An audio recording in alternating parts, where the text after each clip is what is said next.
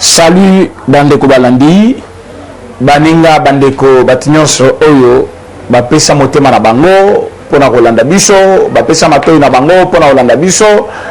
Donc vu na bango mobimba c'est la RDC. Je pense que ozala na intérieur ozala na Kinshasa ozali banda mboka ozali masolo ezali kota la biso nyonso lelo na yeli bino likambo ya Assemblée nationale na seni moto abanga te moto pe abangisa moninga te tozali biso nyonso bana Congo eza biso nyonso. Merci naba onyonso bapesi na félicitations parce que la reconnaissance n'est pas de ce monde hein, mais quand même on va reconnaître que le président René est parmi les ténors ya bato baloba qui trop pour l'arrestation de M. Kamer. Ce n'est pas dans le sens il y a qu'on nuire na vie naie, ce n'est pas dans le sens il y a qu'on inaye, mais parce que tolinga qui mboka na biso eta mula selo mibeko ya mboka lobi utunyo so akoyiba akangama utunyo so akoyiba azala puni par la loi et mutunyo so o akoto sa mibeko ya l'état te akota makala prison na biso. Et étant un travail fait fini aussi et belé bapesingayi merci et félicitations. Merci nandimi félicitations là-bas merci nabino mais bope sango ngaité bope sango Félix Antoine Tshisekedi Tshilombo muto alobi que état de droit est à la mise en place pour nanini état de droit ndeko sala ki ya koma makasi tant que bato bazali ko bundisa état de droit ne vous attendez à rien. Tant que batwazali koluka parce que zamu tunabiso ndeko nabiso ba pinir yete état de droit ekozalate. Or c'est dans un état de droit que mutunyoso ako se retrouver. Aujourd'hui bino na ngai tozali kolanda bomoni ndenge bato tozali koloba baza batumabe et bele baza komona biso kaka na angle moko non baza bato ya IDPS baza baluba baza boye yango bazali koloba non. Le pays nous appartient tous. Si vous voulez que ce pays change, bolongola ba très bien na mituna bino. So moni moninga na yo considérez à sa juste valeur. S'il est scientifique, il connaît, considère ce qu'il sait faire au lieu de son appartenance plutôt politique ou tribale. Tout ça na batu maye le belé. Mais parce que tu as dit que parce que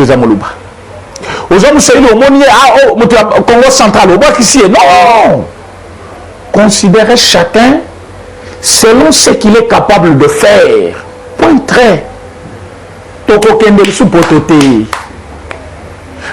Congo, c'est une force, une puissance. Je vous dis, on ne peut pas comparer les pays qu'on appelle RDC à la France. On ne peut pas comparer ces pays. La Suisse. Suisse, on a les lobes, il y a place même France, il y a des Gaules, les France, on a les lobes. Surtout, il y a besoin ici, 30 ans, 40 ans avant, vous verrez combien ils ont souffert. Et le pays RDC, ils allaient traverser le même moment. Mais puissance la plus grande puissance du monde parce que Dieu nous a donné tout.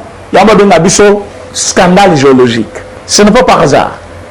Ça cause de tout ce que Dieu a mis dans ces pays que ambition et amoko soit moninga les aliments gérés que nous sommes en train de subir. Je vais vous dire une chose. Que le Calénon l'Assemblée nationale, c'est le dépassement de la ligne rouge. Ceux qui congolais ou azali vrai congolais, quel que soit place uzali, au ticket loko eleki, tu n'as jamais aimé ton pays. Ne regardez pas Félix Tshisekedi, le président chef de l'État, mais regardez la constitution de notre pays, qui dit la loi du pays. Nini constitution ezali koloba. Nini nibe kwambo ezali koloba. Et qu'est-ce que les gens proposent? C'est en contradiction avec la loi, ou c'est en conformité avec la loi, ou c'est réconfort avec la loi. Mais si vous voyez que c'est en violation de la loi, je vous dis que quel que soit l'endroit où tu es, lève-toi et je vais donner la date. Un soulèvement populaire comme jamais au Congo est déclencheur, c'est qui? Président René. Nareki la kate na vie, la mort existe, la vie existe, mais mieux vaut vivre dans un bonheur absolu que vivre pour ne rien faire. Nous sommes dans notre propre pays où nous souffrons du matin au soir. Nous sommes besoin et ça toujours passe. Quand la classe passe, maïna courant passe, kozo musala passe, ko voyager passe. Nous sommes besoin ça capable. Minéré yabiso moko, ok kotimbulango passe. Qu'est-ce que Dieu a donné aux Congolais plutôt? Que les Congolais peuvent bénéficier dans toute facilité. Rien. Si ce n'est que la jalousie. Koina moninga, c'est très facile. Mais koide moninga zomusala, c'est un problème. Koide moninga tanga classe, c'est un problème. Koide moninga na domaine oyo yebi bien pour y passer le lango, c'est un problème. Mais par contre, au sala ka moninga zotuna mais la ko gagner pe musala ndingine. Yebi se plata au sala. Ba place ici. Zela concours ekoya. Akoye bisoku tu kombo ya place sala. Pourquoi tu veux savoir pourquoi? Toyaka mboka mozoluka mboka ebonga. Tant que yo zozwanga na zozwa te jalousie komata kaka. Tant que yo zozwa ngai na kaka ketana yo kabela ngai sala boy jalousie komata kaka. Mais ce que apprendre ngai yo zwanga na zwa bana ngai na yo bakotanga ekole ya malamu. Et ba opesa biso leçon. Bana no ngai bakote ya biso yo na ngai toko se consolider pour la réussite de nos enfants. Ce qui est en Haïti,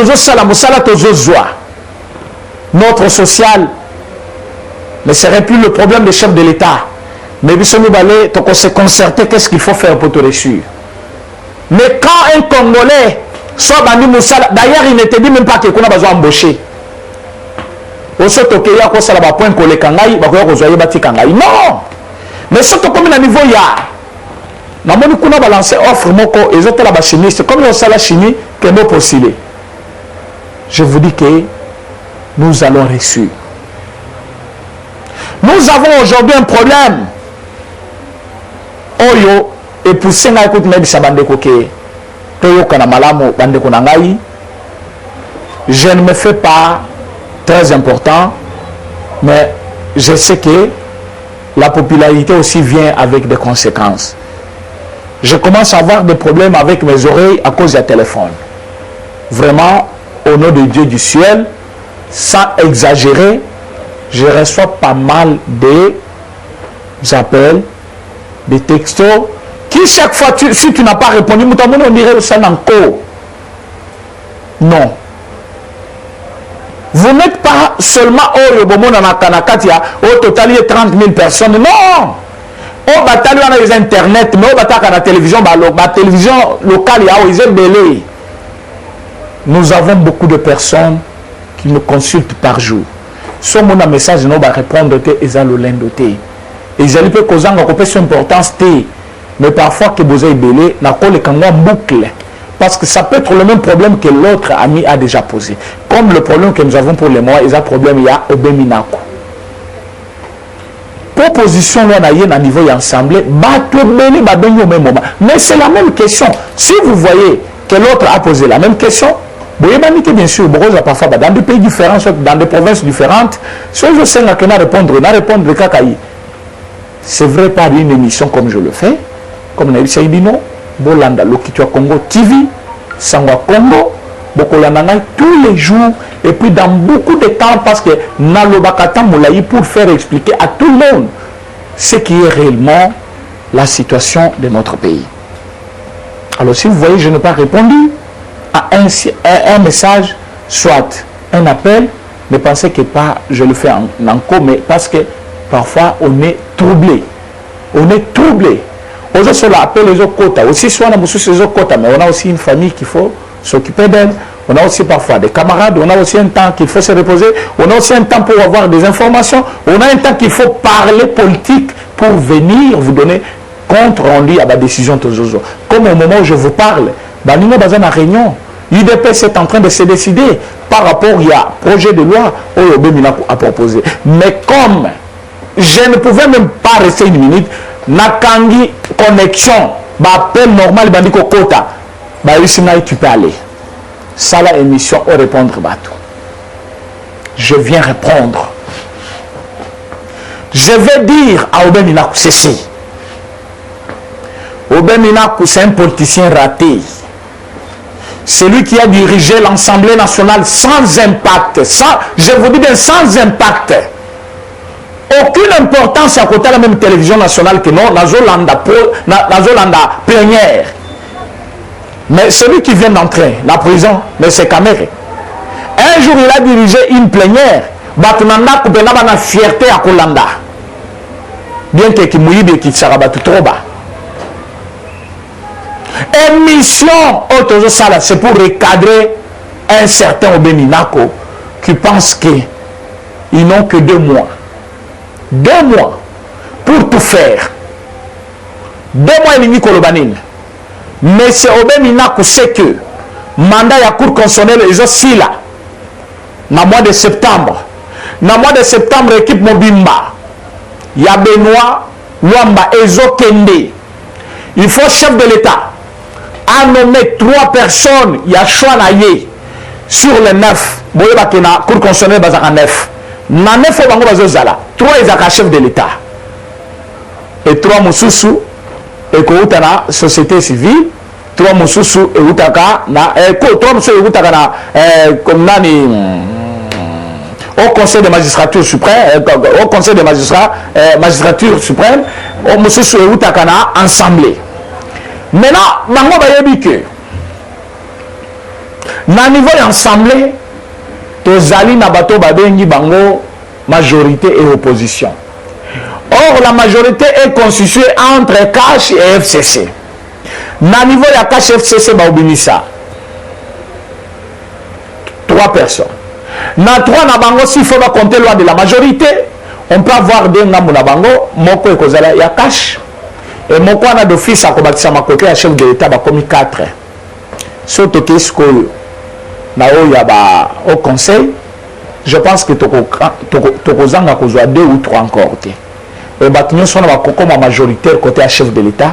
D'où Makambo bako décision chef de l'État et kosuka kaka na mois de décembre. Dépasser décembre, décision chef de l'État ko le matin parce que le cour constitutionnelle est causal essentiellement composé de bonnes personnes animées de bonne foi au balingi pemboka. Il y a obédience à chef au bako la pemboka sans entraver les lois du pays. Je dis bien sans entraver les lois. Parce que pas tant dans le but de obédience à chef magistrat, juge, basé la couleur politique. Mais selon la loi actuelle, Bazali nommé par les chefs de l'État. Tous les 3. Et ceux qui m'ont nommé, il y a toujours un droit. Oh, il y a redevance. Tant que je suis nommé, je ne peux pas oublier facilement ce monsieur-là. Et les chefs de l'État soient nommés, monsieur soit à côté de la coalition, monsieur soit à côté d'office. Le chef de l'État a la majorité dans le niveau de la Cour constitutionnelle.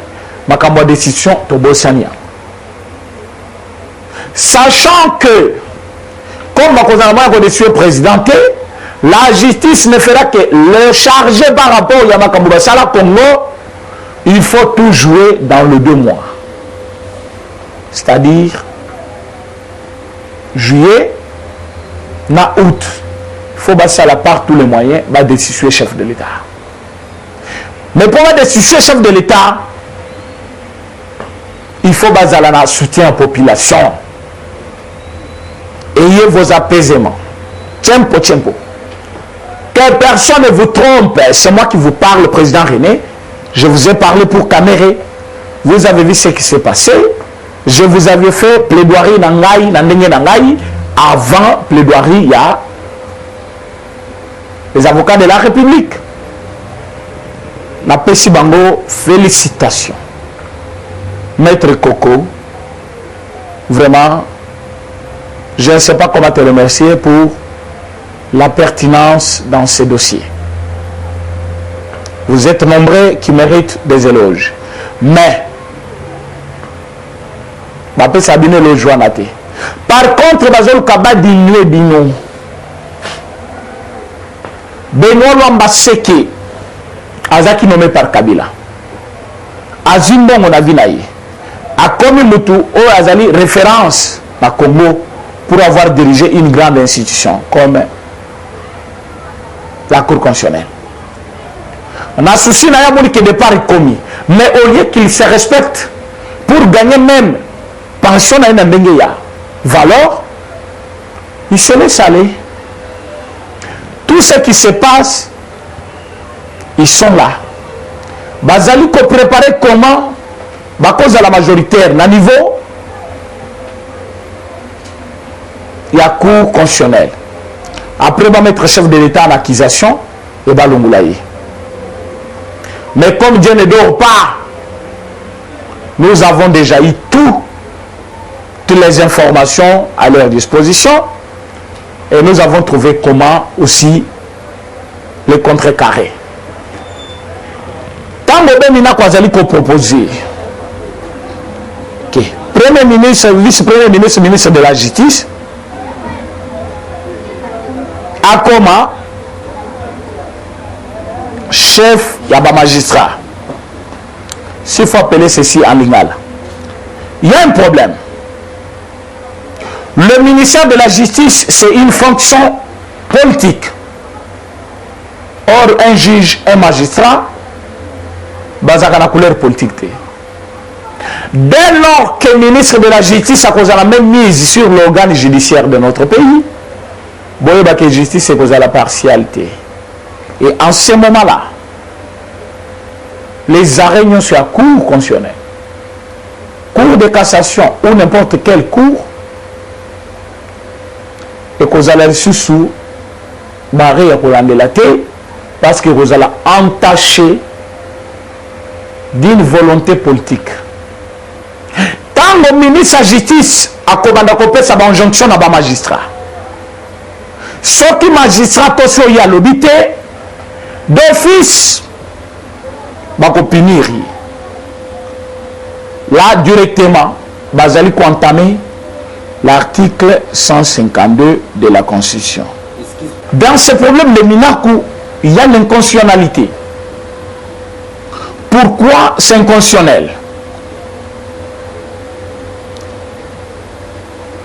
Le pouvoir de nomination de magistrats, des ministres de la Justice, dans le nom des ministres de la Justice, est une violation grave de l'article 82 de la Constitution de notre pays.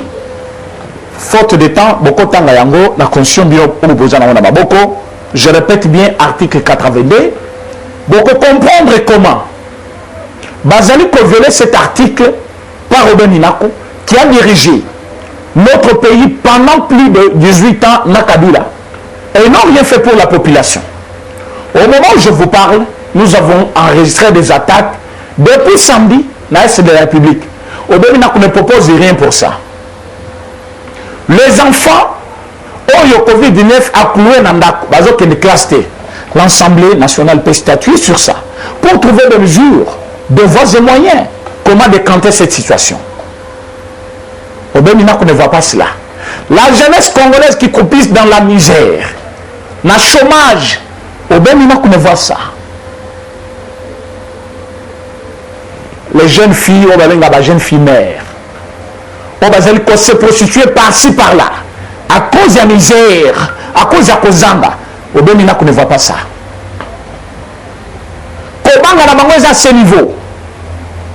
Va comprendre que la justice est montée à puissance et que cette justice est codominée surtout FCC.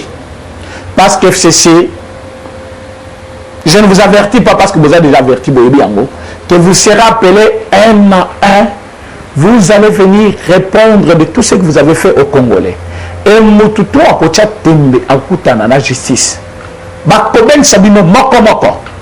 J'appelle tous les Congolais. Je ne vais pas faire de commentaires aujourd'hui. Voyez pourquoi je suis trop pressé et que je n'ai pas assez de temps. Je suis en train de travailler sur ces dossiers pendant maintenant 2 mois Ndeko Kabila Zokota prison, avec votre pétition, je vous dis, le site web est là. Je vais lancer cette pétition ce soir ou demain matin. Et quand je lance, je vous appelle. Je vais vous dire de quoi nous allons faire. Je vais soulever tous les Congolais. Parlement écossais, j'étais pour voter l'Owana. Et bien, ma question qui m'a voté l'Owana, il y a Obeminaku. Le chef de l'État pouvoir n'a économie magistrat. J'ai créé cette histoire il y a 2 mois. Mouta proposé qui loi ils allaient qui Obeminakuté. Mouta proposé qui proposition de loi ils allaient qui Mouta Liboso et Bazaïb. Qu'est-ce qui a fait que elle n'est pas Bazaïb, le lot est comme à un niveau, il y a Minaku. Ils s'entendent. Ils sont ensemble. Ils coopèrent à l'intérêt de FCC contre l'intérêt de la population congolaise. FCC, MLC, INC, la MOCA, ils sont ensemble. Que personne ne vous trompe dans leurs idées. Ils créent toujours des situations comme nuire à Félix Tshisekedi. Vous voyez tout ce qu'ils sont en train de faire. Comment distraire l'opinion publique va soutenir le chef de l'État. Or, chef, il n'y a quoi que ça là. Rien. Le chef doit travailler avec des institutions. Or, dans toutes les institutions, Kabila est là avec. Va démonailler. Ou va nuire la population congolaise. Bota la likambo, mina kwa zali koluka asalawana. Et azali démon. Ayebi kazana ni mon FPI. Ayebi que José Makilazana ni mon FPI. Ayebi que Kabila za kandina F nani SPI. Ayebi que Jeannette Kabila azali cité na détournement. Ya makambo passeport. Ayebi que Zoé Kabila bakamwe pona commerce minduki. Ayebi que bango nyonso baminako ils ont mal géré l'Assemblée nationale et que bango nyonso batiaki kuna nambongo ya bukangalo zo bayengo na matata et lelo justice ekobinga bango. Faute de tout ça, bazali koluka comment situation moko chaotique et saleba comme ça makambo be banamboka. Mais je suis en train de dire à l'opinion nationale qu'internationale que cette fois-ci, s'ils ont réussi à inverser par plutôt Nani, Jean-Marc Kaboun, croyant que le président Félix Tshisekedi, ça sera la même chose. Non, vous vous trompez. Nous-mêmes, nous savons pourquoi avec Jean-Marc Kaboun, nous n'avons pas fait trop de bout. Nous savons pourquoi. Nous savons pourquoi, je ne vais pas le dire ici, mais si vous me demandez en prison, en privé plutôt, je vais vous le dire. Pourquoi on n'a pas fait trop de bruit avec Jean-Marc Kaboun?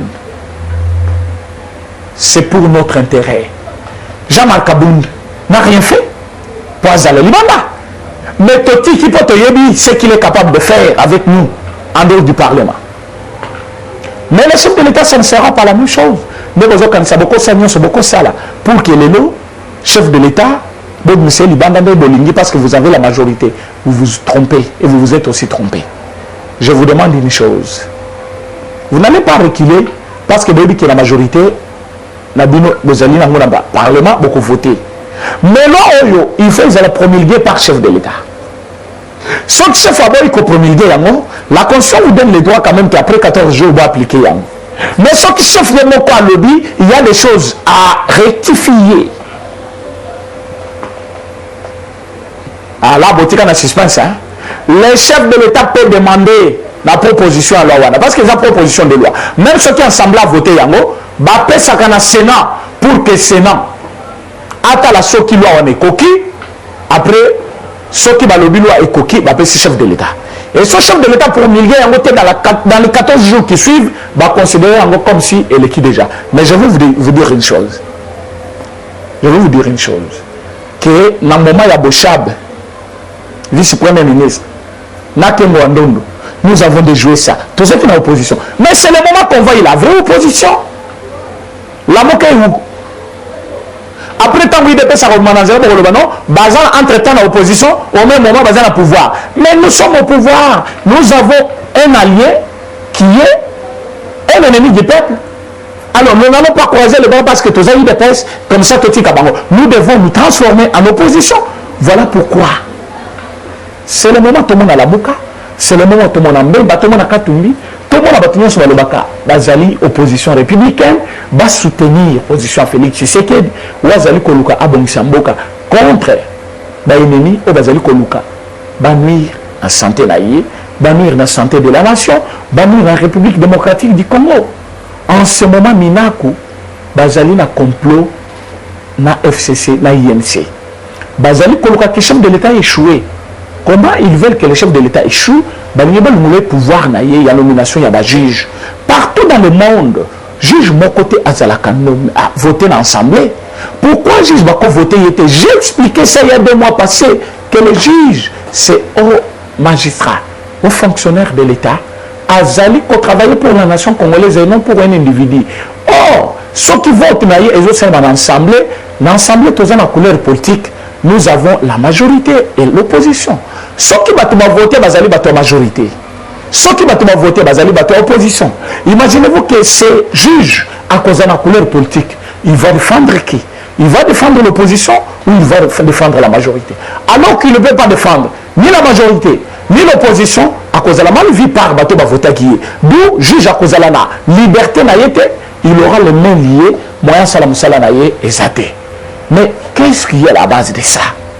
Ou bien il va comprendre que ce chef de l'État a commis en décembre, na 10e mois, na novembre, sans être destitué, chance la banque de destituer ici, le chef de l'État fera tout son mandat. Pourquoi? Parce que, na niveau de la Cour constitutionnelle, la majorité n'est pas dans le loté. Or, le lot est majoritaire, na niveau, il y a 9 membres, il y a Cour constitutionnelle. Ils veulent pratiquer leurs soucis, le chef de l'État. Pour le il faut que le procureur soit d'accord. Le président de la Cour constitutionnelle va mettre le chef de l'État en accusation, Bango va répondre favori à la demande de l'Assemblée nationale et le chef de l'État va quitter. Mais pour ne pas tomber dans ces pièges, il faut que tout le monde ait accepté mon mandat à l'homme ici là. Mais comment on va faire? Est-ce qu'il faut tout dire que Bango va ça? Est-ce que c'est le problème des politiciens? Non! N'importe quel Congolais, quel que soit l'endroit où tu es, ce problème vous intéresse. Moi-même, je serai chef de file, l'état de décision à Kabila, on a de côté, qui par tous les moyens de faire face à l'Assemblée nationale. Nous devons mettre une barrière. Même si on a tant de population à Télémaka, tu as dit que Bochab, l'on a eu collecté. Proposition de loi n'a eu collecté. Et quand on donne de place à Zalaki, Ayoka, que pression et qui n'a cité, Azumukana Lobby, nous avons écouté la rue au lieu d'écouter les politiciens. La rue nous a demandé de ne pas libérer cette loi. Mais est-ce que le Tamboma Sénat, est-ce qu'il est capable de le faire? Est-ce que Tamboma Sénat, il est capable de contredire Mabound? Est-ce que Tamboma Sénat est capable de contredire Minaku et le premier ministre et vice-premier ministre, ministre de la Justice? C'est-à-dire pour Nabangoula et Kouleka. Alors pour qu'on arrive à ce niveau-là, il faut un soulèvement populaire. Et pour qu'il y ait un soulèvement populaire, Kakabiso est leader de masse, nous devons dire à petit peuple ce qui se passe. Est-ce qu'ils allaient pour l'intérêt du peuple ou ils allaient au détriment du peuple? Ceux qui allaient pour l'intérêt du peuple, pourquoi ne pas proposer une loi? À la sortie de la crise économique, il y a Covid-19, que faire pour toutes les commerçantes, maman? Que faire pour tous les jeunes garçons qui débrillent? Parce que frappe ou économie et vie, je pense que Kozalana impact ligne sur le commerce individuel. Mais comment aider cette population misérable après cette crise? Bah, tu vas souffrir. Motozo futama $100, $50 pendant un mois. Motozo sala pour foutre $50 100 mois. Un mois. 10 mois, à Kofutanda qu'on a combien? À quoi survivre na combien? Souffrance vivre na Congo. Quand est-ce que l'Assemblée nationale va gérer la situation sociale de notre pays? Quand est-ce que l'Assemblée nationale va statuer sur les difficultés où ils allaient gangréner battu à pays Nabiso? Je trouve que le peuple congolais, vous savez, na pays Nabiso, et vous êtes très informés sur ce qui va se passer. Boti Kaoben n'a coûté en voté Assemblée nationale, en voté vice-premier ministre, en voté président-chef de l'État, et le chef de l'État a promulgué la loi. Beaucoup de ça, beaucoup voté, il faut chef de l'État promulguer yango. Selon la constitution, chef de l'État soit beaucoup promulgué yango dans 14 jours, on va considérer comme celui-là est l'équipe. Non. Et bon, ce chef de l'État, Sengi Bango, va revoir la disposition. Est-ce que l'on est collé? À cause de ça, 2 fois, 3 fois, 4 fois, en septembre. Ayez vos apaisements. La politique, c'est pour des gens mûrs. Il ne faut pas venir en politique avec les gens, faiblesse à coopérer à tout moment. Non! En politique, c'est chaque jour. Toute ta vie, tu es au la politique, c'est les intérêts. Alors, nous avons soit koya, nous sommes kaka, koselo mabe pour yo manarolela. Entre temps, yazo yiba, azolia, vina yazo bonga, yazo tikala. Félix Tshisekedi n'est pas un petit monsieur qu'on a donné le pouvoir par hasard. Le peuple congolais, avant de donner ses pouvoirs, va expérimenter, travailler à la tête de l'UDPS. N'importe il y a secrétaire, il y a parti chargé des affaires extérieures. Il a géré ses partis. Même si Maloué Tatanaye, il a fait une campagne jamais vue auparavant. Il y a moins de coûts, mais rassurant. Lélo, tous en pouvoir. Vous pensez qu'il est la fandika pour appeler au pouvoir? On vous trompe. Ote, l'on a fait l'équipe de chef de l'État, chef de l'État. Je vous dis ce qui, les Cambouyaja, Markaboun de l'État qui n'a silence, je vous dis que le parti, les alliés, organes, oui, ils ont batunakati et qu'on peut causer le problème. Entre nous, Boyokaniko, Rosanga, mais je ne vous dis pas pour Félix Tshisekedi, ils ne seront jamais à l'aise et la base ne sera jamais divisée. Si vous pensez pour Jean-Marc Kaboun, vous allez diviser, pour Félix, ça ne sera pas la même chose. D'abord, ce jour-là, vous n'allez pas accéder. Cette fois-ci, il y a la réquisitionnement, il y a la police, mais il y a des membres, il y a des partis sur le Congo, population congolaise, la nation congolaise, pour ne pas dire l'IDPS, il y a la CIMA, il y a Mibé Koli Konzi Mboka. Parce que cette proposition de loi est inconstitutionnelle. Pourquoi c'est inconstitutionnel? Ezali violé article 82 de la Constitution, Ezali violé article 151 de la Constitution, Ezali violé article 150 de la Constitution. Pourquoi? Le poste de ministère de la Justice, je vous ai dit, c'est un poste politique. Motokwandime Yango viendra d'une force politique. Tant qu'il ministre de la Justice, à cause de la même ministre de la Justice, or lui, il a une coloration politique. Justice est causée jamais partiale. Justice est causée jamais juste.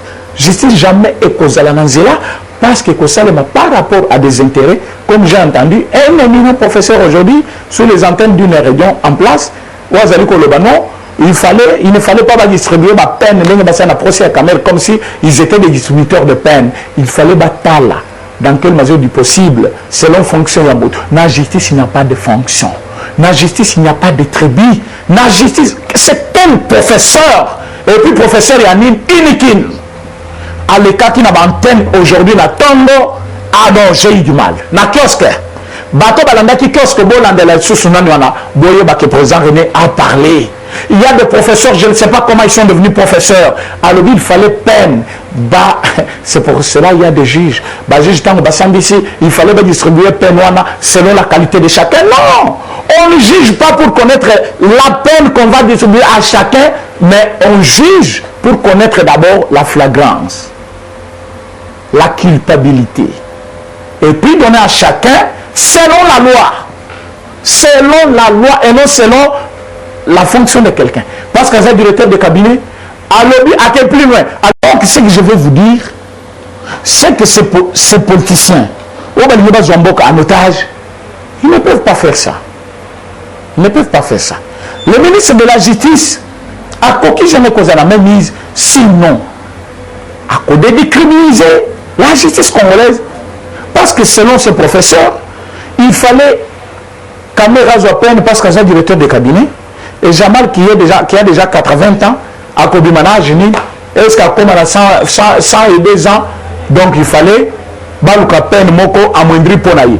Mais, Peno Bapesi Kamiri, Peno Bapesi Jamal, ça ne devient pas de la tête de juge, mais ça devient directement de la constitution de notre pays, ça devient du code pénal de notre pays. Article 145, Batangi a un document, il y a CV, il y a Koko Kayudite. Batangi a un CV, il y a présent juge. Batangi a un code pénal. Oui, puis il y a un mikolo nyoso. Batika la te ko approprier peine. On ne peut pas approprier la peine. La peine est donnée à quelqu'un selon la grandeur de l'infraction. Et on se limite là.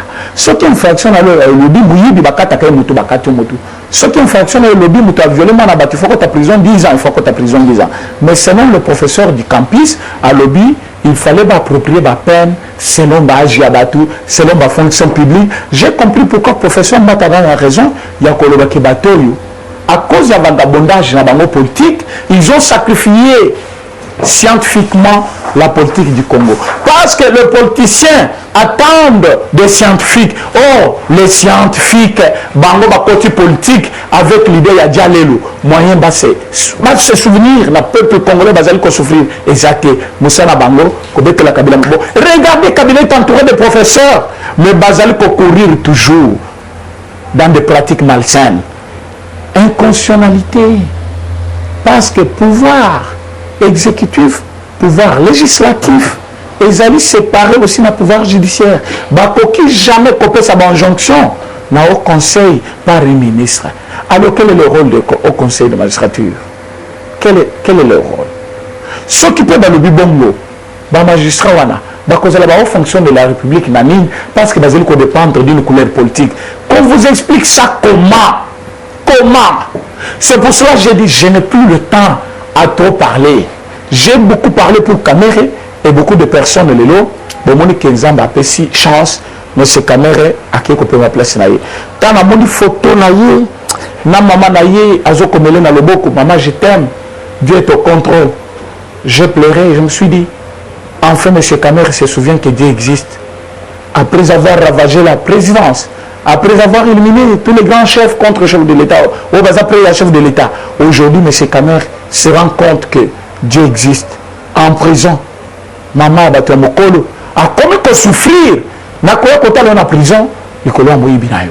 Je ne vais pas parler encore de cela. J'en ai parlé suffisamment pendant une année. Mais au sein du champagne, comme la champagne, c'est pour le canal à Moninga. Moi j'ai dit, mais Moninga, je pense que ceux qui n'ont pas j'ai quand même la chance de fêter. Parce que sinon, quand est-ce que na koko eliso na boulouana parce que na sauté parfois timbola qui a mis balé na évité place na koko. Mais ce Kamere avait déjà creusé un trou pour que Félix Tshisekedi tombe. Voilà pourquoi expression il y a surréaction du chef de l'État. Voilà pourquoi céder à Yaki Namona Souka pour montrer culpabilité à chef que chef Ndasala qui kengaï naïba. Même pour des femmes à ce malpan on aïe à l'ubi à tout le bon chef de l'État. Donc affaire familiale ya Kamere alignation mandat qu'on aïe. Quoi qu'il y ait des femmes à la banque à l'ubi à tout le chef de l'État. Quel est le rapport entre ces problèmes et le directeur de cabinet du chef de l'État? Aucun rapport. Mais pour Namine, il voulait montrer en face du monde comment le chef de l'État a zalipé la même mise dans problème. Est-ce qu'on a zamounima madame? Je n'ai pas fait la fête contre Kamere. Je n'ai pas fait la fête. Mais j'ai voulu montrer en face du monde que notre justice m'est garantie aujourd'hui. La justice qui élève la nation existe bel et bien au Congo. La justice dont parlent maintenant les États-Unis, la Belgique, la France et partout, toutes les grandes puissances, l'Allemagne, le Canada, partout. De la justice congolaise pour avoir mis en prison un proche collaborateur du chef de l'État. Ce qui montre que Bao Batikan FCC ne pensez pas qu'on les a oubliés. Ne pensez pas qu'ils sont plus forts. Parce que même Kamere Boloba qui a plus fort. Nana yebite que Namboka Basala marche à 15 millions. L'église catholique Bazara pour pouvoir défendre Bisso. Basala marche à 15 millions. Contre qui? Ce n'était pas M. Kamere. Bah, journaliste, nous sommes à Poto Lelo. On a Moussou Bazali qui a acharnement. Bah, pour ça que Félix Tshisekedi, le président chef de l'État, question par rapport à détournement, il y a 15 millions, il y a M. Kamere. Il voulait que les chefs disent quoi? Non, Bozo Kamere Bokangaye, sur place à l'immédiat. Non, il a laissé la place à la justice congolaise de mener des enquêtes. Aujourd'hui, il y a eu des enquêtes. Problème coûte à 15 millions, ils étaient. Bakangier par rapport, il y a problème, il y a 100 jours. Or, 100 jours, les gens ont volé, belé. Oui, il y a le problème, il y a érection, il y a bandako. Le problème, il y a saut de moutons, il y a problème, il y a juge, il y a koufi, il y a le problème, il y a belé. Je demande à tous les Congolais une seule chose. Quel que soit l'endroit où vous êtes, je vais donner mon numéro à la fin. Bobben Gangaï, je vais avec vous. Mais convenir une date où le là, parce que moi, je prête maintenant mon oreille na Assemblée nationale pour accueillir ma date ligne, ma co-siéger avec ordre du jour, adoption de projet de loi. Pourtant, statut changement, soit changement, il y a magistrat. Jour, non, c'est ma colocaba siéger pour la loi. baye bake bakozala population congolaise, il y a toutes les provinces, ville province mobimbe kozala na Assemblée nationale et batonso ya libanda bakozala na ba parquet na bango na ba maître avocat na ba magistrat na ba procureur baye bake droit de liberté na bango ndezo kende bazali koluka baye ba bango pouvoir na bango bachango na mitu ya justice yo kanisi soki ministre ya justice azaki mutu ya cache lelo. Est-ce que ben n'a pas proposer ces lois? Mais pourquoi proposer loi wana? Parce qu'il y a dit que votre alors en ce moment-là, ils vont profiter pour mettre le chef de l'État en accusation. Je demande à tous les Congolais, je demande à tous les magistrats, je demande à tous les juges de s'unir comme un seul homme derrière le président René pour faire échec à cette loi. Mais comment on va le faire? Un soulèvement populaire est important pour le moment. Ça ne me concerne pas. Aux à la Mouka, aux à la Cash, aux à la INC, aux à la FCC, parce que le FCC va tenir sur la mécanisme. Boyato Sangana.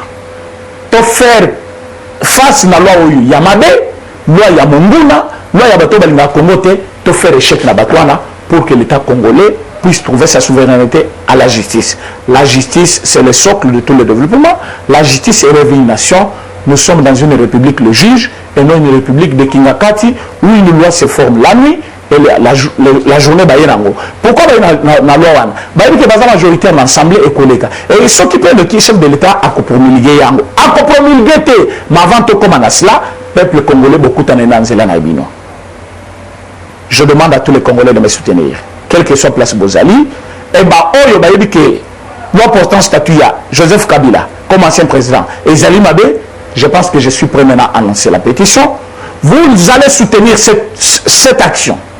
Tout le monde, quel que soit l'endroit où vous êtes, ceux qui vont ignorer dans Bolinga Congo.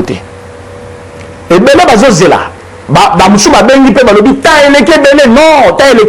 il faut faire une bonne chose et une fois pour toutes. Je vous dis ce que j'ai fait. J'ai déjà pris les garde-fous pour que ça ne rate pas. J'ai pris le temps le plus long possible, mais pour réussir et non pour échouer. C'est-à-dire, quand je dépose cette pétition, c'est le départ du Kabila. Vous soutenez la pétition. Vous votez en masse. Vous contribuez aussi dans ma moyenne à Bino. Vous avez des moyens et vous belé par rapport à l'engagement tout ça sur le terrain. Action et nous devons tout faire pour que cela ressuscite. Je demande, nous sommes dans la diaspora, tu peux numéro de compte.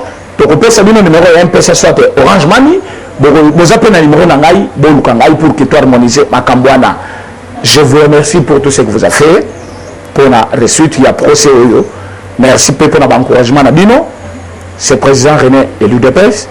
Vous me chercherez dans plus de 143 84 43 68 919. Plus de 143 84 43 68 919. Nous allons coopérer comment mettre hors d'état de nuire les gens de FCC. Merci beaucoup. Eshima, votre magazine qui bat au rythme de l'actualité.